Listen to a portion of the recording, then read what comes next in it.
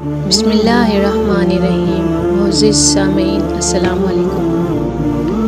ایک دفعہ کا ذکر ہے کہ ایک بادشاہ تھا۔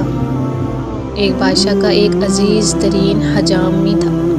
یہ روزانہ بادشاہ کے پاس حاضر ہوتا اور 2-3 گھنٹے ان کے ساتھ رہتا۔ اس دوران بادشاہ اپنی سلطنت کے امور بھی سر انجام دیتا رہتا اور حجامت اور شیو بھی کرواتا رہتا۔ ایک دن حجام نے بادشاہ سے عرض کیا، حضور، میں وزیر کے مقابلے میں آپ سے زیادہ قریب ہوں اور آپ کا وفادار بھی ہوں، تو آپ مجھے اس کی جگہ وزیر کیوں نہیں بنا دیتے؟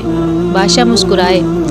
اس سے جواب میں کہا، میں تمہیں وزیر بنانے کے لیے تیار ہوں، لیکن تمہیں اس سے پہلے ایک ٹیسٹ دینا ہوگا۔ حجام نے سینے پر ہاتھ باندھ کر کہا، آپ حکم کیجئے بادشاہ سلامت۔ بادشاہ بولے، بندرگاہ پر ایک بحری جہاز آیا ہے، مجھے اس کے بارے میں معلومات لا کر دو۔ حجام حکم کی تکمیل کرتے ہوئے دوڑ کر بندرگاہ پر گیا اور واپس آ کر بولا، جی بادشاہ سلامت، جہاز وہاں کھڑا ہے۔ بادشاہ نے پوچھا، یہ جہاز کب آیا؟ حجام دوبارہ سمندر کی طرف بھاگا، واپس آیا اور بتایا 2 دن پہلے آیا ہے۔ بادشاہ نے کہا، یہ بتاؤ یہ جہاز کہاں سے آیا؟ حجام تیسری بار پھر سمندر کی طرف بھاگا، واپس آیا تو بادشاہ نے پوچھا، جہاز پر کیا لدا ہوا ہے؟ حجام چوتھی بار سمندر کی طرف پھر بھاگ کھڑا ہوا اور مختصر حجام شام تک سمندر اور محل کے چکر لگا لگا کر تھک گیا۔ اس کے بعد بادشاہ نے وزیر کو بلوایا اور اس سے پوچھا، کیا سمندر پر کوئی جہاز کھڑا ہے؟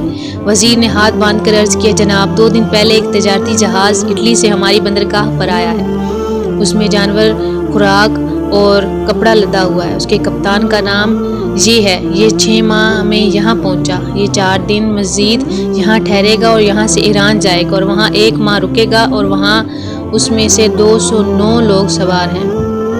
میرا مشورہ ہے کہ ہمیں بحری جہازوں پر ٹیکس بڑھا دینا چاہیے۔ بادشاہ نے یہ سن کر حجام کی طرف دیکھا۔ حجام نے چپ چاپ اسطرا اٹھایا اور عرض کیا، کلمہ چھوٹیاں رکھا کہ بڑیاں۔ اس کہانی سے ہمیں یہ سبق ملتا ہے کہ جس کا کام اسی کو ساجے اور کرے تو ٹھیکا باجے۔